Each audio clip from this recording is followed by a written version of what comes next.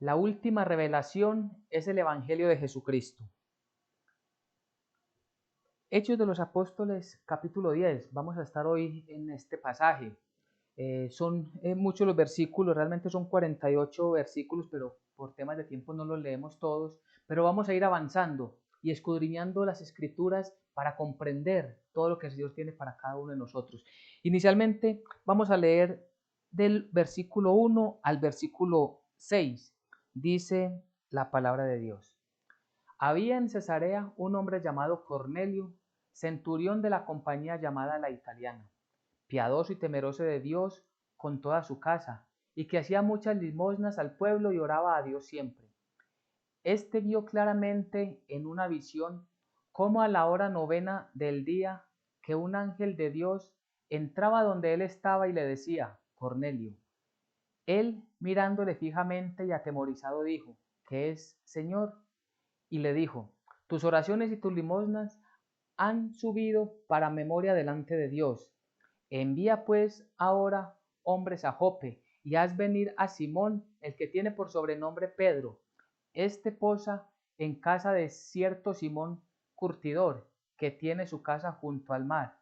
Él te dirá lo que es necesario que hagas. Amén y amén. Entonces hoy tenemos como tema la última revelación es el Evangelio de Jesucristo.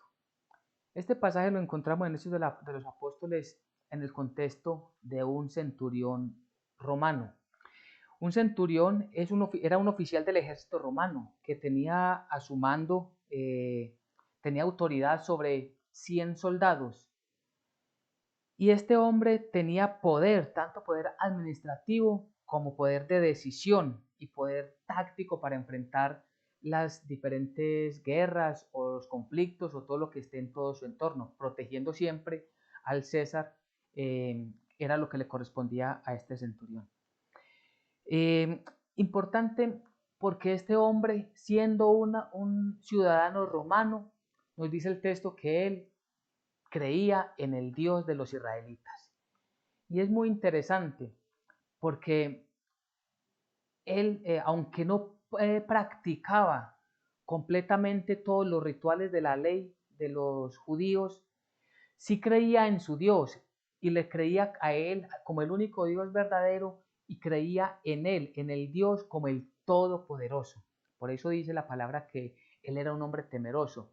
En el versículo 2 dice que él era un hombre piadoso y temeroso de Dios con toda su casa y que hacía muchas limosnas al pueblo y oraba a Dios siempre.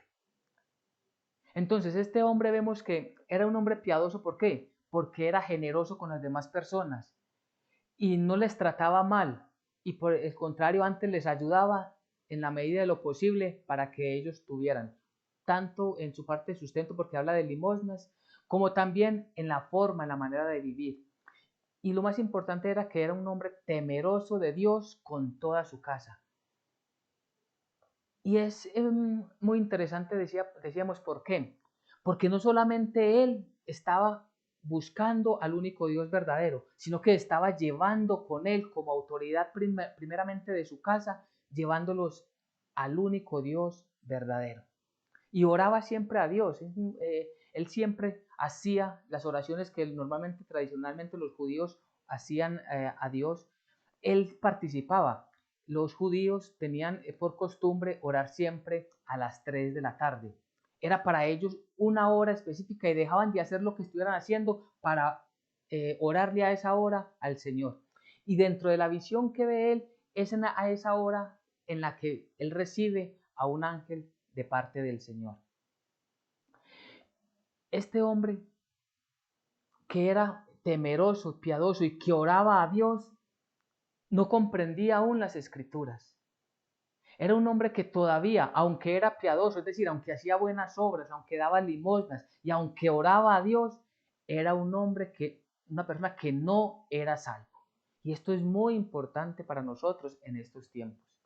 Porque mucha gente efectivamente tiene en su corazón el dar limosna, en ayudar a las personas, en ayudar al prójimo, efectivamente, en orarle a Dios, pero no son salvos. ¿Por qué? porque no conocen a Jesucristo en la plenitud que Dios quiere y espera que le conozcamos. No tienen la esperanza puesta en el Mesías y están pensando que por ser piadosos, que por dar limosnas y que por orarle a su manera a Dios, con eso es suficiente. Y nos vamos a dar cuenta en este pasaje que no es así. Pero sin embargo Dios vio esto y le agradó, porque Dios se agrada de aquel que le busca, porque Dios se agrada de aquel que se postra delante de él y dice, Señor, yo te necesito, ayúdame porque quiero conocerte. Le está orando al Padre, es verdad, pero le está suplicando y le está confesando que no lo sabe hacer, que no sabemos cómo llegar delante de Él. Es un buen principio para orarle al Señor. Que no tenemos comprensión de su palabra. Es una buena manera de suplicarle al Señor sabiduría.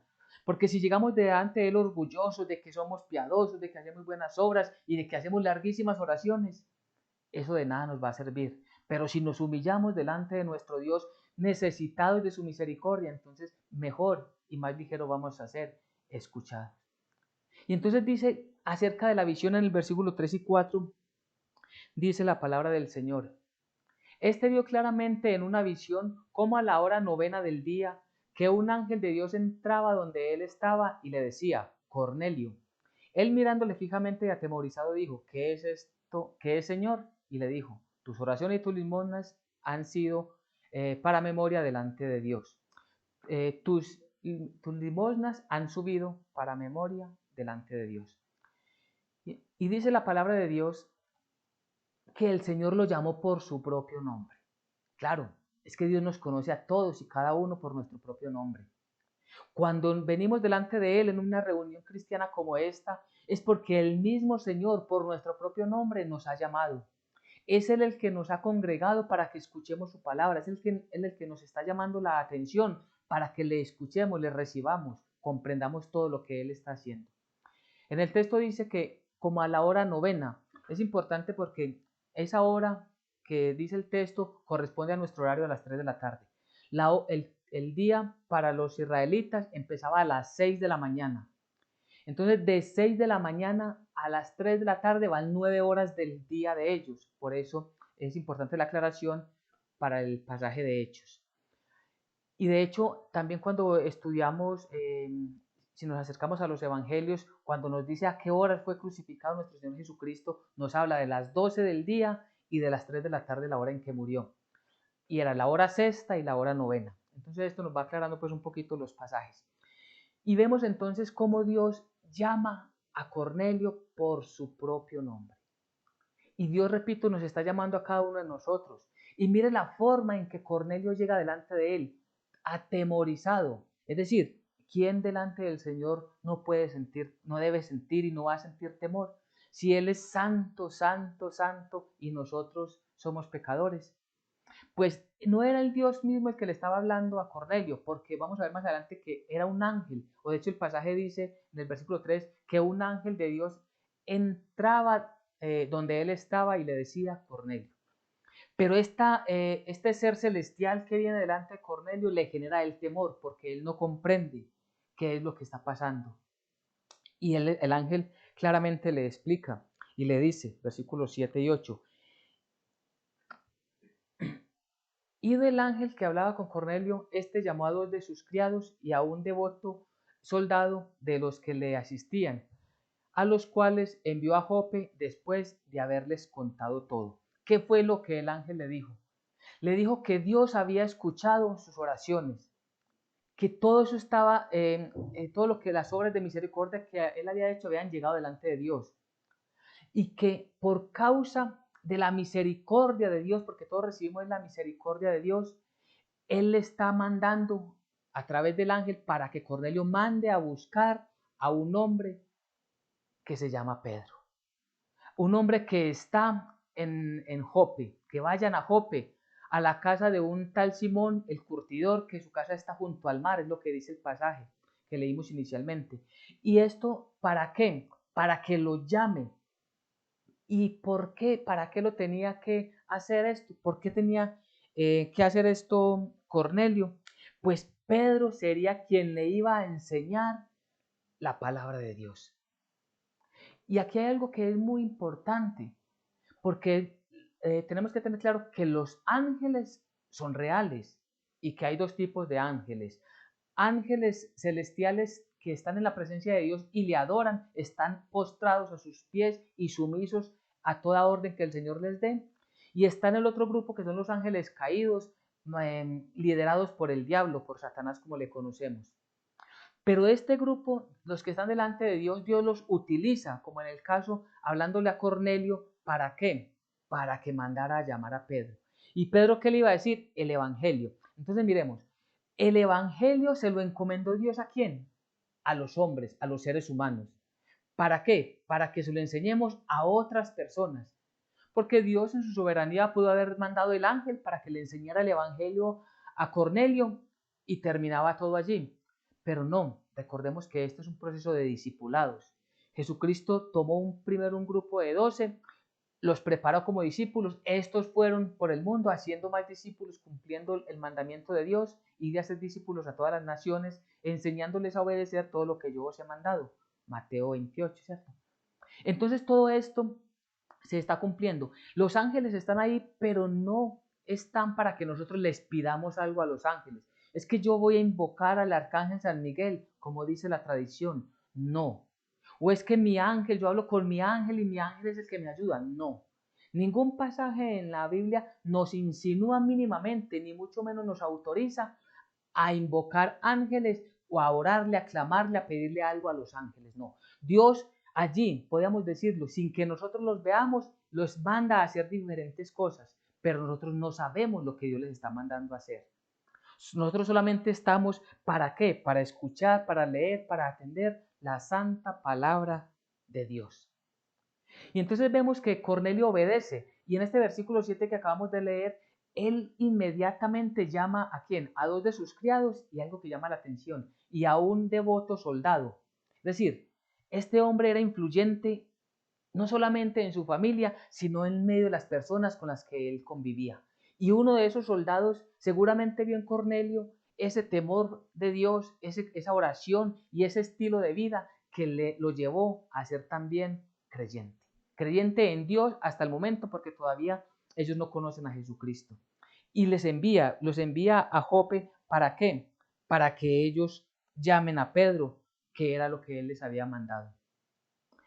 Al mismo tiempo, Pedro, yendo estos hombres de camino, Pedro estaba orando al mediodía, a la hora sexta, es decir, a las 12 del día, a la hora del almuerzo, podemos decir. ¿Por qué es importante esto que es a la hora del almuerzo? Porque dice que mientras él estaba orando, sintió hambre. Y allí en el medio de la oración y el hambre que pudo haber tenido Pedro, dice que Dios le manda para que coma de todo animal cuadrúpedo que había allí. Dice el versículo 11 y siguientes.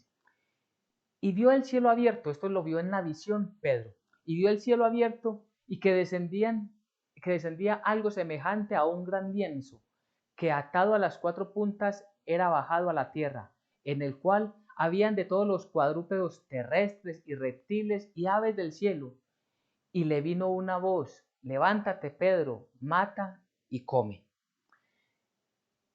Para entender este pasaje es importante que conozcamos que Dios a través de Moisés le había ordenado al pueblo israelí, a los israelitas, a los judíos. Eso lo encontramos en Levíticos 11. No lo vamos a leer, pero lo pueden consultar allí, Levíticos capítulo 11, donde Dios les dice claramente cuáles son los animales inmundos y prohibidos para el consumo de ellos. Y entre esos animales que Dios en el Antiguo Testamento les prohibió, en la visión ve que dentro del lienzo que está bajando del cielo a la tierra, él ve de esos animales prohibidos. Y entonces le dice la visión, la voz, levántate Pedro, come y mata. ¿Y cuál es la reacción de Pedro? Pedro le dice, no Señor. Versículo 14. Entonces Pedro dijo, Señor, no porque ninguna cosa común o inmunda he comido jamás. Volvió la voz a él la segunda vez. Lo que Dios limpió, no lo llames tú común o inmundo. La palabra ahí común se traduce también como inmundo. Esto se hizo 3 veces y aquel lienzo volvió a ser recogido al cielo. Entonces Pedro no comprendía qué estaba pasando. Pedro aún, siendo él el de los primeros llamados a ser parte de los discípulos de Jesucristo, los primeros, siendo uno de los apóstoles que estuvo permanentemente con nuestro Señor Jesucristo, él todavía vivía arraigado a algunas tradiciones de los judíos. Y es por eso que le dice al Señor, porque ¿qué pensaríamos de Pedro? Podríamos decir, bueno, si Pedro estuvo con el Señor, si ya aprendió todo del Señor, pues no tenía por qué negarse. Si el Señor lo mandó a comerlo, pues simplemente, Señor, porque tú mandaste, yo me lo como. Pero no, él todavía tiene en su corazón arraigadas muchas tradiciones, y es allí donde el Señor utiliza esta situación para darle dos enseñanzas a Pedro. Porque el contexto general es que Dios había determinado también llamar a los gentiles, es decir, a personas de otros pueblos diferentes a Israel, a ser parte de la iglesia. Lo que para los judíos en aquel tiempo era una completa abominación, sentarse, reunirse con un extranjero, porque era abominable según sus tradiciones, Dios ahora le va a enseñar a Pedro que eso a partir de ese momento cambia.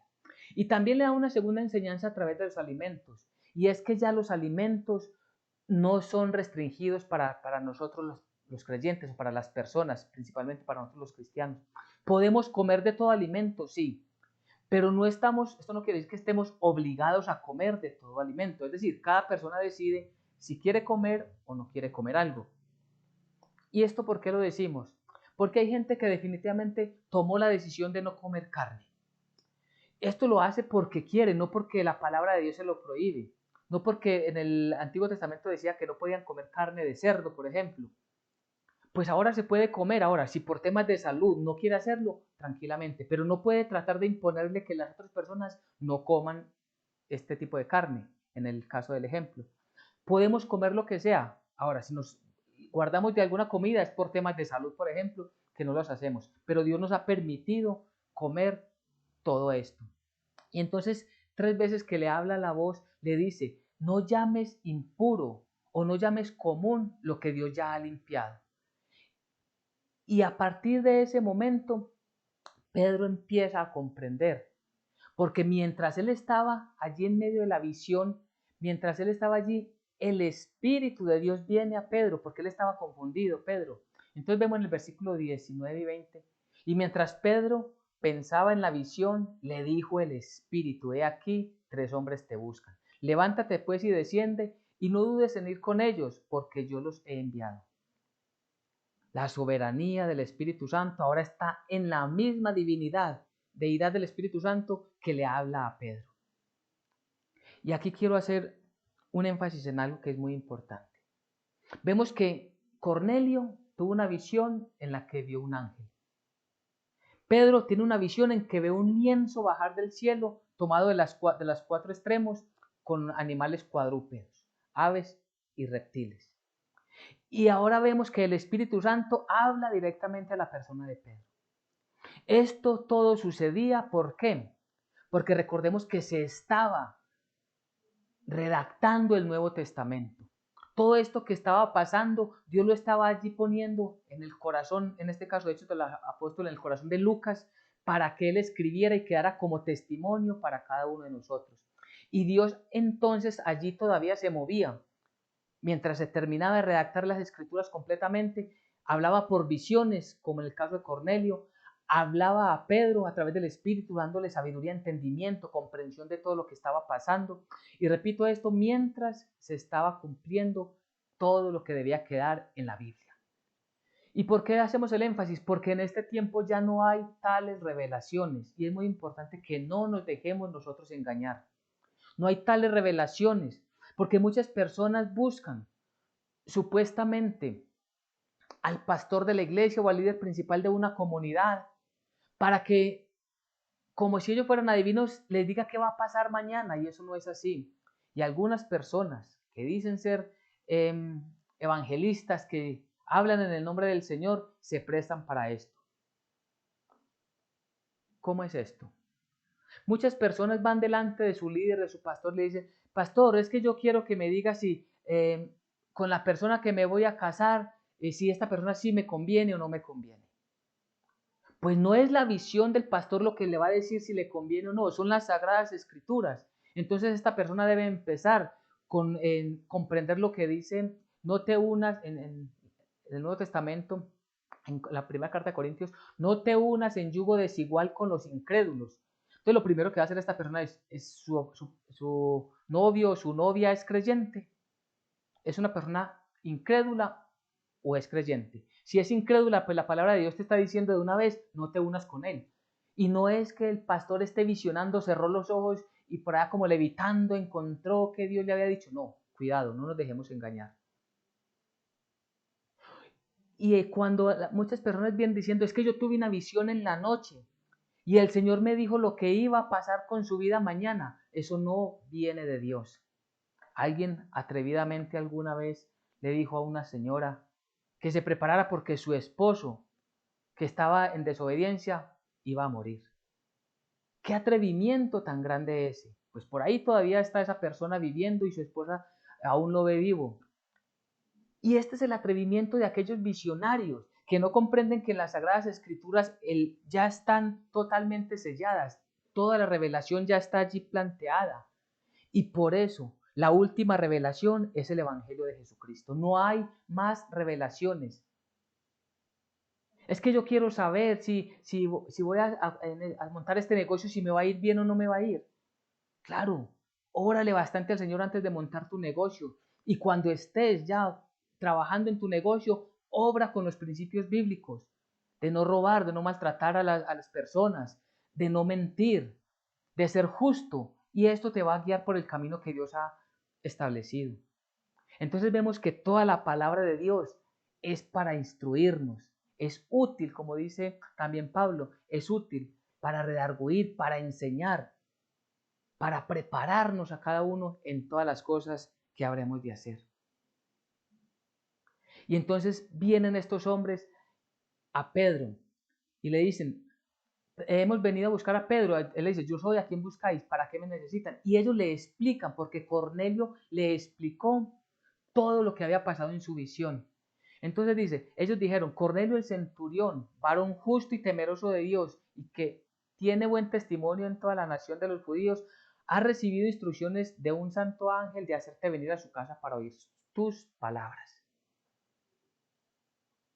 Miremos todo lo que sucede acá. Y quiero volver a que volvamos, hagamos un poquito otra vez el énfasis de quién era Cornelio, porque dice que tenía buen testimonio en toda la nación de los judíos. Es decir, era un hombre honorable, respetable. Todavía no era salvo, pero era respetable entre ellos. Y este hombre, por causa de ese buen testimonio, era una persona que le creían, que lo que él decía no solamente lo hacían por estar obligados a obedecer a ese superior en rango militarmente hablando, sino que también porque era un hombre que se le podía creer lo que decía y porque sabían que él era un hombre que tenía misericordia de las otras personas. Es decir, miremos lo importante que es el vivir el día a día en un buen testimonio para que otras personas se acerquen a la fe de Jesucristo, a nuestra fe, claro, pero no pretendemos que se queden con nosotros, sino que avancen a la plenitud del conocimiento de Cristo Jesús. Y entonces Pedro comprende aquí que la visión que él tuvo, cuando él no llames impuro lo que yo ya he limpiado, se refería a que él debía de ir a entrar a la casa de un centurión romano. Era totalmente prohibido para un judío hacer eso, pero él ya comprendió en su corazón que era un mandamiento de Dios y que Dios había ordenado ir allí. Nosotros es importante que busquemos siempre todo a través de la palabra de Dios, qué es lo que el Señor quiere para cada uno de nosotros. Y nosotros no podemos hacer tampoco acepción de personas. Nosotros no estamos jamás autorizados por la palabra de Dios para decir quién es digno o quién es indigno de escuchar la palabra de Dios o quién no puede entrar al reino de Dios como si fuésemos jueces. No, nosotros estamos allí solamente para ir y enseñar, y fue lo que le tocó a Pedro, ir, salir con ellos y enseñar la palabra de Dios. Y se fueron entonces al día siguiente, y allí al entrar en Cesarea, al otro día entraron en Cesarea y Cornelio los estaba esperando, habiendo convocado a sus parientes y amigos más íntimos.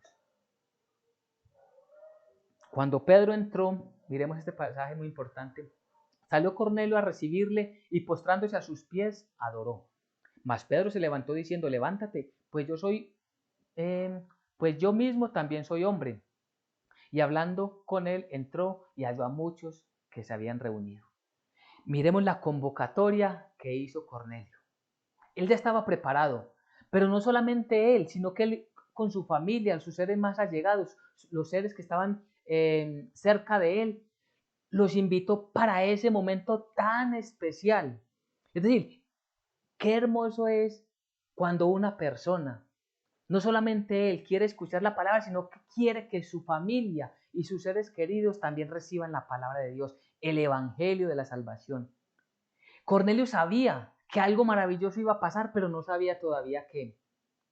Y Pedro, al llegar delante de él, ¿qué es lo que hace Cornelio? Se inclina, se arrodilla, le adora. Y aquí hay un pasaje muy importante. Mas Pedro le levantó diciendo, levántate, pues yo mismo también soy hombre. ¿Y por qué es tan importante este versículo 26? ¿Por qué? Porque los hombres no merecemos ni podemos aceptar la gloria que le pertenece solo a Dios. Seguro Cornelio, después de la visión, la visión que tuvo de aquel ángel enviado del Señor, pensó que aquel que venía era un ser superior y que debía postrarse, que quizás era un Dios. Pero Pedro de una vez pone las cosas donde deben de ser. Levántate, somos iguales, es decir, Dios nos pone a todos en la misma condición. Delante de Dios nosotros no somos más ni menos que nadie. Él es el que nos ha puesto. ¿Y a dónde lo llevó? Es decir, no que el pecador viniera donde el hombre que había sido justificado por Dios. No, aquel hombre que ha sido justificado, que ya conoce a Dios, va a la casa del pecador. Y no va para condenarlo, no va para juzgarlo, no va para nada distinto, sino a enseñarle con el amor de Dios su santa palabra, pero con toda la plenitud de la verdad, porque esa es la justicia de Dios. Y entonces allí encontramos algo que no sucede en estos tiempos, porque tristemente los hombres buscamos la vanagloria. Y vemos a través de la televisión y otros diferentes medios personajes que se creen allí los superungidos. ¿Quién como ellos? Mejor dicho, está Dios, después están superungidos y el resto de la humanidad debajo de ellos. No, no podemos jamás ponernos en esa situación. De esta manera evitamos que la gente nos busque a nosotros y pase a buscar a Dios. Si Pedro se enaltece, claro, la gente va a seguir buscando a Pedro. Pero si Pedro se pone en la condición que le corresponde, que es al igual de todos, entonces la gente va a empezar a mirar a Dios. Y eso es lo que debemos hacer nosotros también. No que nos miren a nosotros, sino que miren a Dios. Y a Cornelio le agrada mucho que Pedro esté allí. Y le explica nuevamente a Pedro cuál fue su visión y le dice lo feliz que está. En el versículo 33 dice, así que luego envié por ti y tú has hecho bien en venir. Ahora pues, todos nosotros, estamos aquí en la presencia de Dios para ver todo lo que Dios te ha mandado. Ahora sí estamos en el principio de la enseñanza de lo que Dios quería hacer con Pedro, con Cornelio, con todos los que le acompañaban allí y con todos nosotros. Has hecho bien en venir. Ahora sí, dinos qué es lo que Dios ha mandado decir. Es decir, están impacientes por escuchar la palabra de Dios. Y Pedro estando allí, entonces dice, como decíamos en el versículo inicial, ahora veo que Dios no hace acepción de personas. Y que de cualquier pueblo, de cualquier nación, de cualquier familia, de cualquier raza, Él recibe a todas las personas que delante de Él vengamos arrepentidos en el nombre de nuestro Señor Jesucristo. Ahora veo, dice Pedro, ya sé, ya comprendo que no hay diferencia entre griego y judío, entre esclavo o libre. No, ya todos somos unos delante de Dios. Por eso tan importante su posición. Es decir, ahora él ya comprende que lo que Dios le estaba mandando era abrirle la puerta a los gentiles para que muchos de nosotros los gentiles entrásemos al reino de Dios. Y entonces ahí sí empieza Pedro a explicar el Evangelio. Hechos 10, versículos 36 al 43. Escuchemos atentamente lo que dice la palabra de Dios.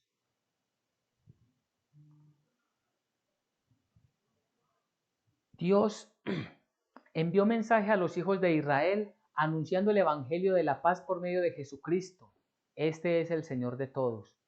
Vosotros sabéis lo que se divulgó por toda Judea, comenzando desde Galilea, después del bautismo que predicó Juan. Cómo Dios ungió con el Espíritu Santo y con poder a Jesús de Nazaret, y cómo éste anduvo haciendo bienes y sanando a todos los oprimidos por el diablo, porque Dios estaba con él. Y nosotros somos testigos de todas las cosas que Jesús hizo en la tierra de Judea y en Jerusalén, a quien mataron colgándole en un madero. Versículo 40. A este levantó Dios al tercer día e hizo que se manifestase a todo el pueblo. No a todo el pueblo, sino a los testigos que Dios había ordenado de antemano, a nosotros que caminamos y vivimos con Él después que resucitó de los muertos. Y nos mandó que predicásemos al pueblo y testificásemos que Él es el que Dios ha puesto por juez de vivos y muertos. De este dan testimonio todos los profetas, que todos los que en Él creyeren recibirán perdón de pecados por su nombre. Amén y amén. Todo este hermoso pasaje que acabamos de leer, todo este maravilloso texto, ¿qué es lo que nos enseña? El Evangelio.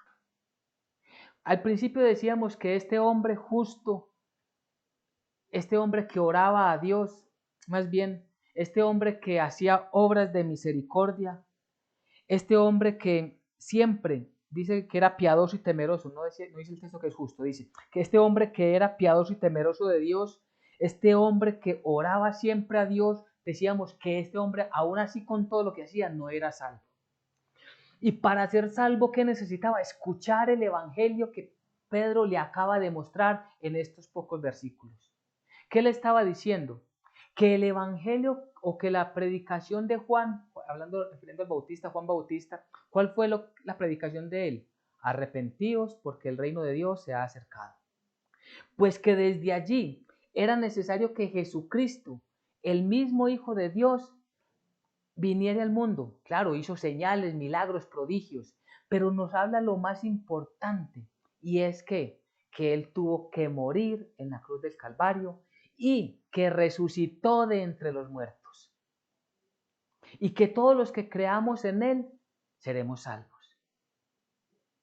Es el centro, lo principal, es el núcleo completo del Evangelio de salvación.